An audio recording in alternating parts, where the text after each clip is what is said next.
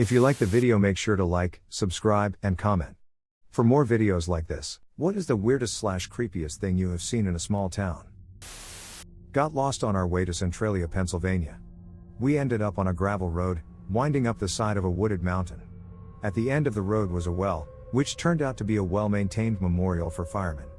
Then our eyes drifted from the sign to the house in the woods behind it. Tiny wooden cottage in the middle of nowhere. In the trees on the property, in a large radius from the house, all sorts of shit was hanging from the trees, dangling from branches, nailed to trunks, stuck on extra metal poles stuck in the ground. It was everything your nightmares have conjured: ancient stuffed animals rotting in the wind, even older yellow plastic lawn sunflowers gone brown, dangling lawn chairs, and some painted wooden pigs that had been wrapped to trunks with duct tape and extension cords. We got out of there fast. I moved from right near Philadelphia to Georgia, and I worked at a catering facility that had a lot of work scattered around the state.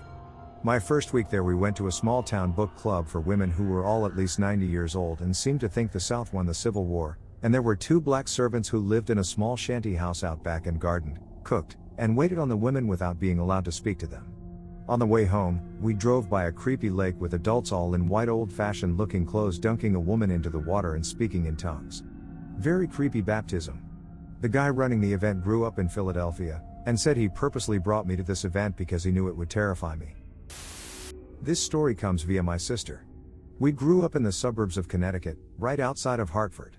The next town over had a tiny downtown section with popular restaurants and a movie theater, but the majority of the town was just farmland. My dad used to take us there when we were first learning how to drive because there's hardly anyone on the road. Just a bunch of fields. Anyways, my sister and her best friend were around 17 years old, and they were just driving around the town, wasting time, when they saw this sign that said House of Usher with an arrow pointing down the road. They are intrigued and start following the sign. They see a couple more House of Usher signs and keep following them. They turn the corner of a road and just see a giant flame cross blazing with a bunch of people around in someone's backyard. They get scared shitless, back up the car and book it out of there. Her best friend is Jewish, so they honestly thought they would be lynched if the KKK caught them. But none of us ever actually confirmed it was the KKK, even though we heard rumors for years that a grand wizard lived in that town. We also were driving around the same town once and saw a miniature house built for a little person. It seriously looked like a hobbit house in the middle of a field. It even had a little door. We wanted to get out of our car and knock on the door, but we were too scared. What's weird is that we found it driving around one day, and we were never able to find it again. Lastly, in this same town, we randomly found this sign once while driving through a rainstorm. We had to pull over on the side of the road because we couldn't see anything. When we saw it, we were like, WTF? And honestly thought we had traveled back to the 1980s or something. My family has a log cabin in the Upper Peninsula of Michigan. My great-grandfather built it forever ago. We keep an ATV up there because ATVs and snowmobiles are how you get around up there. My brother and I have been riding them for a very long time. Several years ago, when we were both in high school, we'd ride around together and look for neat smoking spots. My brother came back from one of his expeditions once and told me to hop on, that there was something I had to see.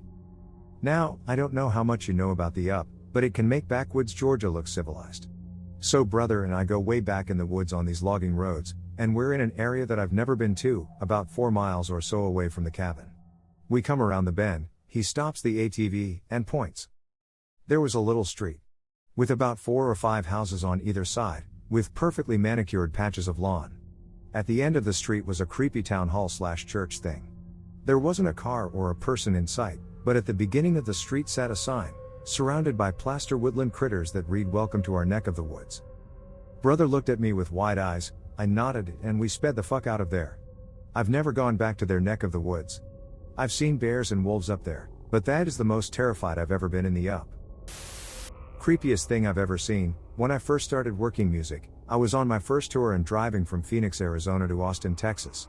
We drove straight there, about 18 hours. The scary part about driving through Texas from Arizona is that once you hit El Paso, you are in the middle of nowhere for about 11 hours. Well, we got off the I-10 to the 230 and went through a real small town. There were absolutely no cars, nothing was open, and no signs of life. We drove for about 15 minutes through there and didn't see a single car driving nor parked. In a couple stores, there were lights on here and there, but they were dimly lit. The creepiest thing was a sign that said Happy Homecoming 2005. on a storefront window, but it was actually 2008. We stayed in Austin for a few days and drove the same roads back to Phoenix. On the way back, we drove through the town around noon on a Friday, and the town was busy as shit, with hundreds of people just walking around like it was a carnival. Most uncomfortable feeling ever. About 2 weeks later, we went to Cassadaga, Florida around 2 a.m. during a drive to Orlando and had some equally creepy experiences.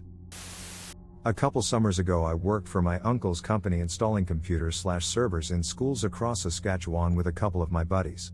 We were living out of hotels and used to eating at fast food joints almost every day.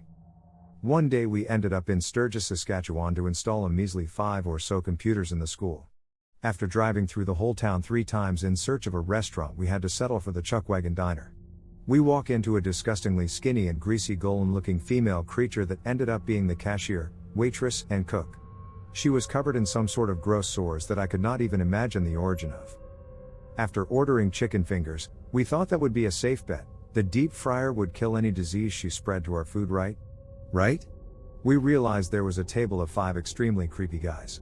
I don't know what it was about them that disturbed me, but they were just creepy as fuck. Think of Spaulding from House of 1000 Corpses. They were staring at us, and seemed to be interested in my black friend/co-worker. When he got up to use the restroom, a couple of the creeps followed him into the bathroom. He said they just stood behind him while he used the urinal and washed his hands and watched him until he left the washroom. Immediately after he told us this, we paid for our food. I think I would have rather kissed Mrs. Golem than touched those chicken fingers. We flipped off the guys at the table and ran off to our work truck and sped away. The weirdest, or just flat out odd thing I ever witnessed was when I lived in Kansas. Small backstory, I was in the Army at the time, early in my career with my wife and 2 very young children. No money, not a lot to do around Fort Riley unless you liked hunting and fishing, or could afford it. What we would do to alleviate boredom was drive. Just drive around quietly, hoping the noise of the road kept the babies quiet. One Saturday in the fall of 2001, we came upon a tiny town. I believe it was south of Topeka, as we would go there fairly often just to walk around. As we drove toward it, we noticed that the little town was laid out, oddly, like a grid square or suburb, but minuscule. Perhaps a dozen homes? At one end of this layout was a large, for its size, barn-like building or school. Clearly abandoned, obvious fire damage the cause. Creepy? Interesting, yes, but as we drove around the pattern of homes, something else caused us to speed right out. At least 5 homes, as we drove past, not only slammed doors shut but also closed curtains, shades, and faces near windows furtively poked out. Absolutely made our skin crawl, and we never went back. For reference, our car at the time was a light green old Dodge Neon, so it's not like they thought it was a police cruiser. A few years ago, I got lost in rural Missouri. Super lost. Like back county roads lost. So I get directions from a gas station where the worker is super pissed I won't buy his overpriced map. So he gives me directions that includes going down this road to this other road to get to the highway to get to the interstate. So I go down this back road, and end up in this town. It's like 2 p.m. and completely dead. Not a single person around. Mostly older houses, run down downtown, new post office, that kind of thing. And I'm suddenly filled with dread. Like Stephen King dread. There's trash blowing everywhere and there's just nobody. I drive by the library and it's pretty much abandoned. There are oversized books in the window and they're completely swollen from like water. So I make it out of town, keep heading on my way, and make it safe to NY destination.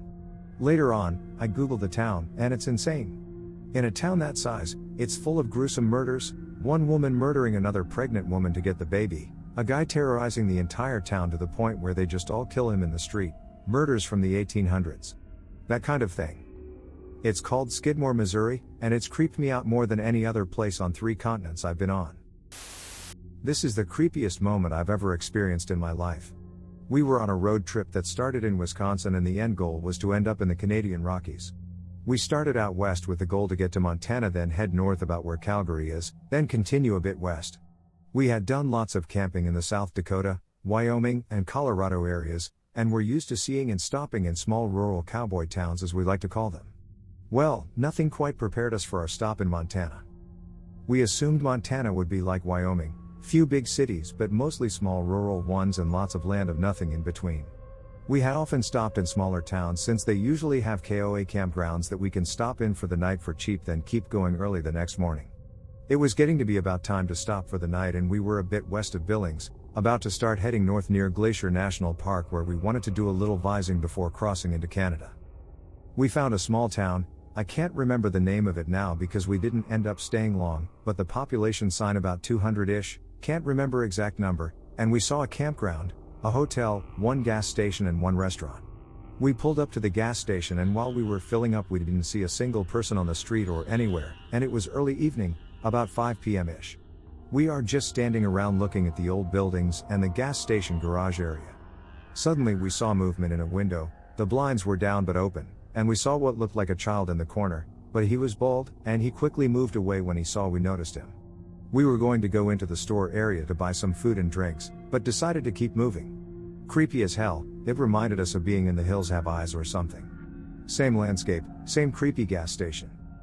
We finish filling and then get back in the car and stop about 2 blocks away at the only restaurant in town. It was a dinky little place, named Pat's Diner. There was 2 cars in the parking lot and the open sign was on, so we figured, hey, it's the only place here and we gotta eat, so let's go. As we approach we can hear lots of people talking and laughing inside, seems like a nice place. What happened next was both the most confusing and disturbing thing I've ever been a part of. I feel like I walked into some B-horror movie. As soon as we open the door and step in, everyone in the whole place instantly stops talking, moving, doing whatever they were doing, and turns around and stares at us.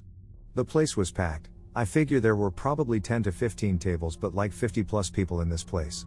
We just stood there in silence for what seemed like hours but was probably only 10 seconds. All of a sudden this very old lady in the booth right in front of us slowly turns her head around, wearing 2 eye patches, and says in a creepy old voice, "What do you want here?" All of us immediately turn around and literally ran back to the car, got in, and got back on the road. We didn't know what the hell had just happened. It was like a crossover scene of No Country for Old Men meets Hills Have Eyes. I feel like if we had stayed we would have been murdered or made into couches. We didn't stop until we got out of Montana, and into Canada, where all we saw was bears and mountains for days. Great trip, but fucking scary moment that I still can't wrap my head around. I was driving back to Burlington, Vermont from Montreal after a weekend of debauchery with my friend Matt. If any of you are from Burlington, I'm sure you've heard of Matt Rudowski. If not, consider yourself lucky.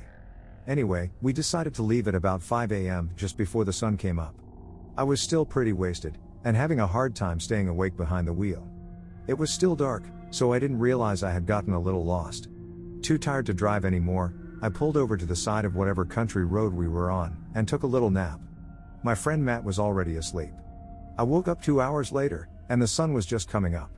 I look over into the passenger seat, and my friend has a little French-Canadian boy, about 10, sitting in his lap. The boy has scabs all over his hands, even on the palms and fingertips. My buddy is gingerly kissing the boy's hands. I kind of freaked out, reached over, opened the door, kicked the boy out, and sped off. I hadn't realized when I pulled over that we were only 100 yards from a little village. After pushing the kid out of the door, we noticed all the inhabitants were standing on the side of the road leading into and out of the village. They were watching us like we were aliens or something. I just floored it and took off. I asked my friend what the fuck he was doing, but didn't even bother listening to his response. I probably didn't want to know the real answer anyway. Actually just witnessed someone else's creepy moment a few minutes ago. I live in a really small town, about 1K. It's deer hunting season. I've been hunting all morning myself. Was driving home and passed our general store where the standard deer season scene was going on, a bunch of pickup trucks in the parking lot with dead deer in the back getting weighed in, hunters milling around in camo and plaid. Anyway, I stopped, and behind me pulled in a vehicle with Canadian plates full of people who seemed quite urban, obviously tourists. One of them got out to go into the store. The scene with the hunters/dead deer was probably a bit outlandish to them in the first place, but that wasn't the really funny part. During deer season, the owner of the general store takes Polaroid pictures of each deer/hunter combo that comes in, and then tacks them up on the inside of the front doors of the store for people to see. At the particular moment that this Canadian tourist opened the doors to walk into the store, there was a whole crowd of camouflaged hunters all inside the store looking at the pictures. So the tourist essentially opened the door to be met by a crowd of rednecks all apparently staring straight at him. He definitely looked a bit bewildered and frightened. I grew up in a small town in the foothills of the Cascade Mountains in Washington state. There was this old logging road up in the hills that was the setting for many urban legends and local myths, or maybe just hard to believe truths we wished were myths. Everyone mostly avoided this road as it really didn't go anywhere. The road turned to gravel a few miles in before it wound up into the woods and branched off into 100 dead ends and turnarounds, scars of the great logging boom a century before. One night in early autumn, a few friends and I decided to go drive around and see if there was anything really weird going on up there. The night air was all damp fog with wet leaves on the ground, a perfectly spooky and moonless night. As we turned off onto the road, we kind of shared a childish giggle. We didn't really expect to find anything out of the ordinary, but as we drove up the winding road through the thick fog to where the pavement ended and the road became a single-lane logging route, we all began to get a little anxious. We all became very quiet. After about a half hour of taking random turns and feeling really lost, the road left the woods and opened into a broad field. As we drove through the openness, the fog made it seem as if we were driving through some white abyss. In the distance, we began to notice a warm, orange glow through the fog. We slowed. The road began to turn towards the glowing, and we all decided it had to be a fire. Judging from the height of the light source, this fire must have been massive, and the road seemed to be heading directly towards it. We stopped, rolled down the windows, and could smell the smoke in the air. We didn't want to go any further, which would have brought us closer to the fire, but there was nowhere to turn around.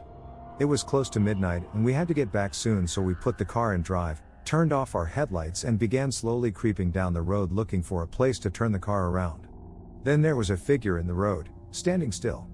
We stopped. It just stood there. We moved closer. It remained. As we got close enough to see what it was through the fog, we realized it was a man, dressed in white robes, standing facing away from us. We waited for a moment to see if he would turn around and acknowledge us. After a moment, we decided that he must realize we were here and he was choosing to ignore us, which was very creepy. We turned on the headlights again, and there in the road just beyond him was a row of children dressed all in black, linking hands across the road and staring at us. They all had little X marks on their forehead. There was a tense moment where nobody knew what to do. Just then the man in white turned towards us. I can't for the life of me remember if he had a face or not. It was terrifying. We threw the car in reverse and gunned it backward into a patch of salmon berries and peeled around back down the road to town. We drove down that road as fast as we could, just about destroying the suspension of the car as we hammered over large potholes. The next day we told our parents about what we saw that night, and they didn't believe us. A few days later, during the day, went up to look for the field again, but we had gotten so lost on the way there and had left in such a hurry that nobody could remember how to get back. Not a small town, but still creepy. I live in the suburbs of a major US city, and near my house is a Russian? Ukrainian? Store with the name Arcades in it. Can't be more specific, don't want to die. It looks really run down, but there are always super expensive cars parked out front. I've never seen a car worth less than $50,000 in the parking lot. I went inside it once to check it out, and the shelves are filled with the most random crap, and it's all been sitting there so long that it has collected a layer of dust. 3 ladies came to the counter from a back room and got really excited to see me, but only spoke what sounded like Russian. Unrelated/probably related, I live in a very upscale neighborhood a few blocks from there, and several years ago one of the houses on the largest lot in my neighborhood was suddenly demolished and redeveloped into the 2 largest houses I've ever seen. So big that my dad filed a complaint with the city when the contractors laid the foundations because everyone in the neighborhood thought they were building an apartment complex. This was paid for by a family who had just arrived from Russia. Rumor has it that they got off a plane from Russia, showed up at the door of my neighbor's house and wrote them a check for enough money that they literally walked out the front door without taking any of their stuff and never came back. My town has less than 500 people. I used to walk around at night, around 1 a.m., simply because the air was crisp and it was amazing. Well, one night there was this guy in his early 20s, walking around town, pretty much circling this old brick church we have. He had something glowing in his hand and I just assumed it was his cell phone, so I just continued walking. The next day, I figured out it was my good friend's brother, and he was on his PSP. Well, I went to his house, and the brother was asleep. I wanted to know what he was doing on his PSP hovering around a church at 1 a.m. so I looked at it, and it had no game. I was bored so I decided to play around with it, maybe get on Reddit via the browser. I get on the browser, realize there's no Wi-Fi at his house, but then the history pops up. The church has Wi-Fi, so I guess this was what he was doing. Every single webpage he visited was either bestiality, gay porn, or how to overpower people. Needless to say, I don't take 1 a.m. strolls anymore. I lived in small-town Alabama for a while. There were 2 gyms in town, neither corporate. One was incredibly evasive about giving me a quote for membership over the phone, to the point that I eventually decided to get my own gear at Dick's and they called me trying to sell me. I said, guys, I'm literally standing here at the sporting goods store about to drop $300 on exercise gear, and I'd give it to you if you told me how much a membership costs, and they still wouldn't answer me. A friend who lived there told me they were fairly famous for that locally because they wanted to make sure you weren't black before selling you a membership. The other gym only had one question when I called them up. Are you an outsider? I laughed, because what the fuck, is this a movie? What? Are you an outsider? You know, not from around here? I didn't know that was a thing people actually said, so I had to laugh again, whereupon they said, we don't let outsiders join. So I hung up before I joined a cult/got murdered. My mother used to live down at the Jersey Shore, and the night before she moved up to Philadelphia, her coworkers threw her a going-away party in North Wildwood. Now, this was in late October/early November, so the tourists were gone and it was pretty much just locals like her around town. She was in a small bar with a group of her friends, when all of a sudden, in walks a very well-dressed old couple. The woman had a ball gown on, with her hair up. They were sitting at the bar, minding their own business, when the man came up to my mother. The old man asked my mom if she could bring his wife to the bathroom, because she was blind. My mother reluctantly agreed, and was escorting the old woman to the restroom. The entire time, she was babbling to my mother and looking up at her with very crusty eyes. When they got to the bathroom, the woman walked into a stall, continuing to babble. Once she finished, my mother had to show her where the sink was. The woman began washing something, while still babbling to my mother. Suddenly, she turned around, facing my mother. She had a huge gaping eye socket, because what she was washing was actually one of her two glass eyes. This happened in the mid-80s. If that's not a creepy or weird thing that happened in a small town, I don't know what is. My creepiest was on a hike with my girlfriend around the town of Puig Cerda on the border with France and Spain. Great walk, until we got to the town of La Tour de Carol. Everything was closed and shuttered but one restaurant. We walked in there and the waitress immediately called a guy who seemed to be the manager/owner. Not speaking French, I had to converse in bad Catalan. I said we just wanted a coffee and a snack, and he looked around at the full restaurant where everyone was eating and staring at us, and just said no. So we kept walking and got lost, and finally found what seemed to be a hotel/spa. Everything was open, but when I walked inside it was a huge empty dining hall, save for an old bearded guy eating soup. Then a young woman came out and I tried to ask her for directions in Spanish/English/Catalan/super shitty French to get back to Puig Cerda in Spain, and she had no idea where anything was. So we kept walking through the same abandoned campsite around the hotel. Finally, before hitting the main highway to Puig Cerda, though, we came across an abandoned, all shuttered and empty, town with just an open chapel with a very old cemetery attached to it. Beautiful scenery, but just so creepy. These little towns, especially La Tour de Carol, just felt like there were eyes staring at you from behind all the closed buildings. I grew up in a very small town in Arkansas. Hanging out at a friend's house one night with quite a few people, having an impromptu house party. Neighbor 2 houses over is known for being a bit mentally unstable. She had signs in her yard asking people not to pick her flowers, all of which were plastic. As with many small town house parties, people have tendency to wander around outside and talk in small groups. 2 girls left the house and walked down the road to said neighbor's house.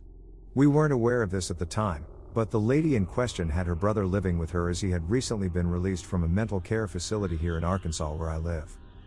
The girls came back to the house, crying and screaming hysterically. When asked what happened, they said that a crazy man was in the lady down the street's yard. Myself and a few friends went to investigate, and there was crazy lady's brother in the yard, talking to himself. As we walked a bit closer, staying on the road and keeping enough running distance between us and him, he raised his arm and ran towards her chain link fence. He swung his arm at the fence, and at that moment we saw that he was holding some sort of long knife. It crashed into the fence as he shouted out. He began to walk quickly up and down the fence, scraping the blade against the top bar of the fence, making a terrible sound. All of this happened in a matter of seconds, and my friends and I quickly ran back to the house.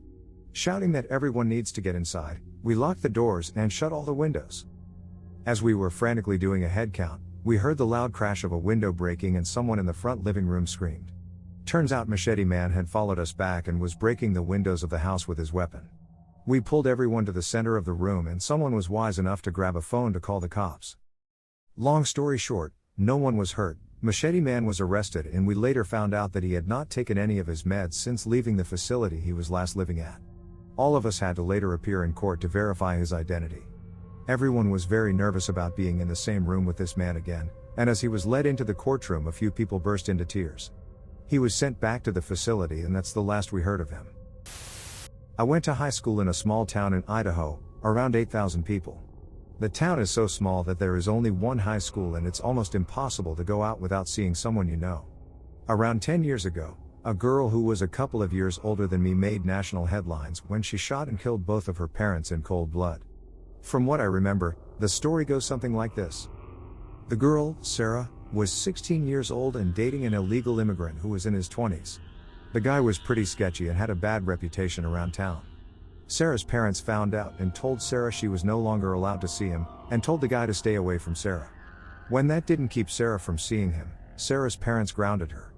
Being from Idaho, where hunting and shooting are a regular pastime, Sarah grew up going to the shooting range with her father, and she was apparently a pretty good shot.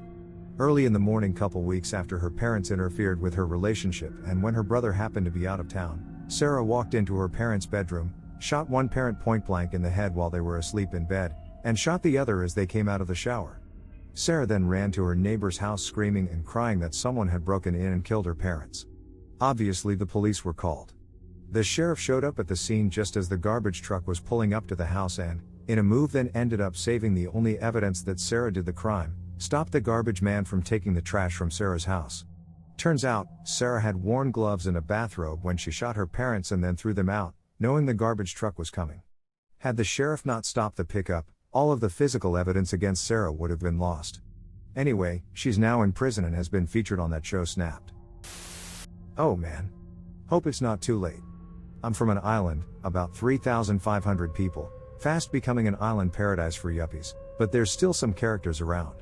There was once a wolf/dog hybrid released on the island that killed and ate one of my friend's dogs in their backyard, along with some other pets I didn't know.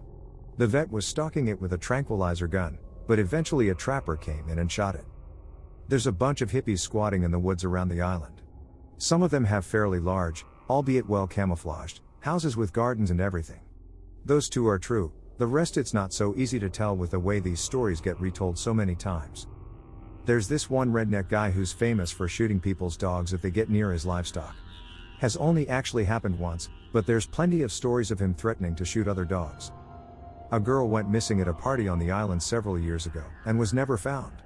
The ocean around the island gets to 200 meters deep, so consensus seems to be that she was murdered and dumped in the ocean. Apparently the guy who lives in the gated estate-style house down the road from where I grew up made his money as an arms dealer.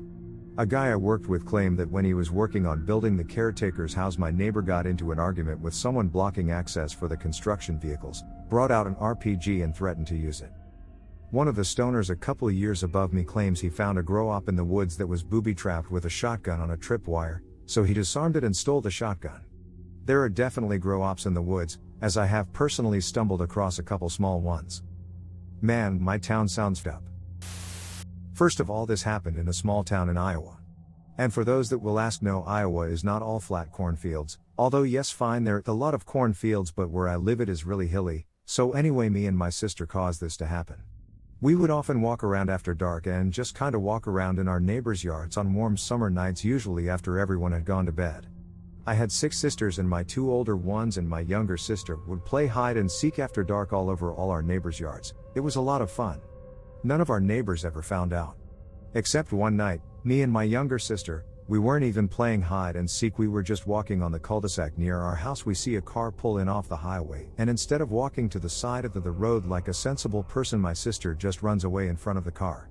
DTW, my sister is really pale. The next night or so we are walking around by our neighbors' houses and they see us next to the window, so we run away. A few other people saw us that night too. This is around Halloween BTW. So a few nights later a cop shows up at our house and tells our parents that a clown and vampire have been seen peeking into windows and running around at night. I think it was probably just played up stories of me and sis. Or some actual creeps. I once lived in a small town in the Appalachians, and I have a story somewhat similar to yours. The town was too small to support any kind of hospital, but they had a diner that functioned as both the local watering hole and the doctor's office. The doctor owned the place and also served as the main cook.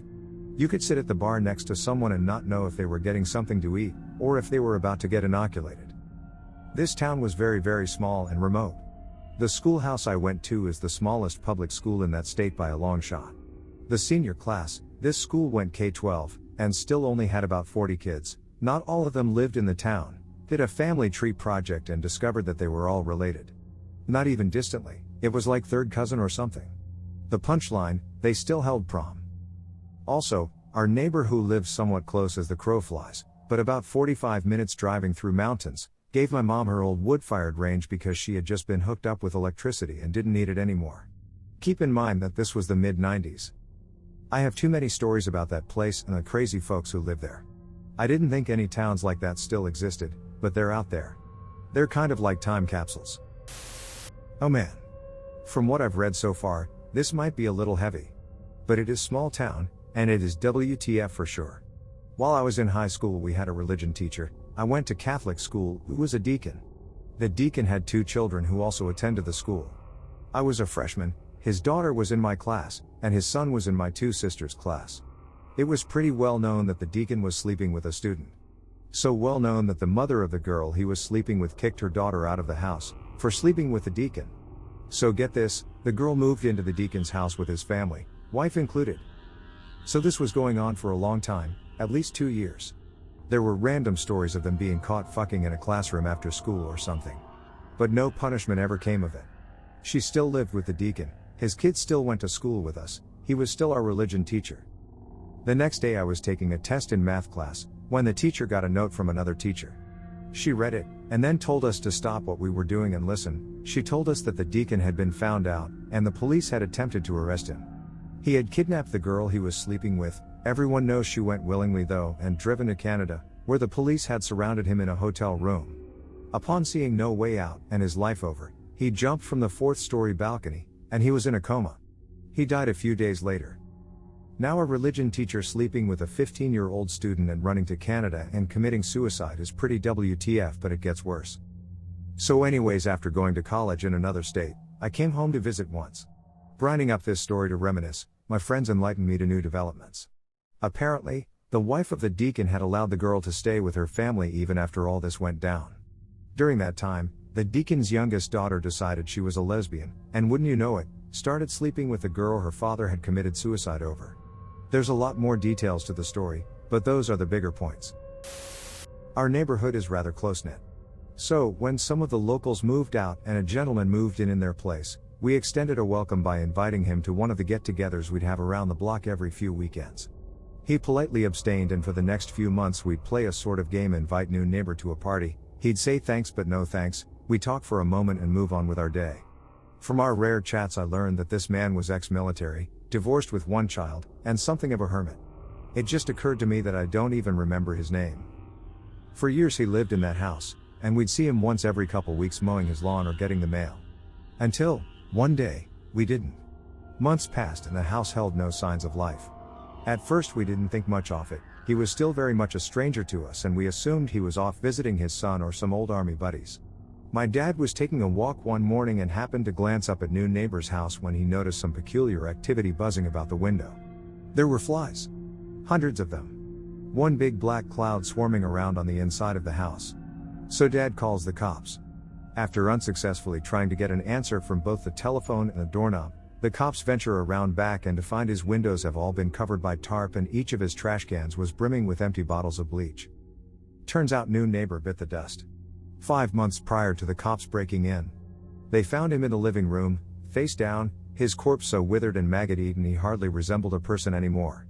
He'd been dead for so long that he literally became part of the carpet and they had to cut him out in chunks just to get him in the body bag. They revealed the cause shortly after the autopsy. There was a hole in his colon, smaller than the head of a pin, spewing waste into the rest of the body. He was being poisoned for weeks, perhaps without even being aware of it. I hear they never got his stain out of the concrete. The saddest part was probably that in all that time, only a handful of messages were left on his machine. A few from his parents, maybe 1 or 2 from the ex. Who knows how long he would have rotted there had my father not spotted those flies. This was almost 3 years ago they found him and the house has remained unoccupied since. We never did figure out what the tarps or the bottles of bleach had to do with anything, but the cops also revealed that each and every door inside of his house had been taken off the hinges and replaced with sheets. My mother's side of the family, excusing my immediate relatives, primarily hails from a town called Everett in Missouri. It's far down south, close to the boot hill of the state, and has a population of something like 500 or 600 people. Of their people, the genealogy is predominantly 2 families, my mother's relatives and another family. When I say predominantly, I mean like 90% of the people that live in this town belong to one of those 2 families. It's been that way since the place was founded. Aside from the town center, anytime there's a residence you're almost guaranteed to be completely secluded from your neighbors. You could scream and no one would be able to hear you, if only because of all the goddamn trees. The woods are thick down there, sound doesn't travel too far. The worst part about Everett, however, might be how you get into it. There's only 3 roads that go into the town, and when you're coming from the west, as I was when I went, the only way in is over a small river. A few friends and I had been invited by my first cousin to go to a bonfire at one of my distant cousins' homes in Everett. We didn't have anything else to do on Saturday night, so we said why not. We plugged the directions into the GPS and off we went. We got to the Everett city limit and that river, it had a rickety stone bridge that looked like it was about to crumble into the water, and a big sign to one side that said Turnback Creek. That was when I called my cousin, declined the invitation, and noped back home. I was on a motorcycle trip with a couple of friends and we had one person with GPS in front guiding us and we decided to take all the crazy back roads. To be honest, it was kind of a fear and loathing in Las Vegas type drug vacation we had all been planning. One reason we wanted to take the back roads was to avoid the cops. We were all high as fuck when we were riding down a mountain road and entered a small valley where there had once been a very small town. Like 10 to 15 buildings altogether. We decided to stop and have food, but we realized that the town was completely abandoned. Every business on the street was closed. Every house was boarded up. The scary thing was that everywhere there were these weird little sculptures that someone had made out of scrap metal. One would be on a sidewalk, one would be on top of a building, etc. Like weird, abstract art type stuff. Also there was a small roundabout that we stopped by and on the island in the middle there was this little hut made out of corrugated metal.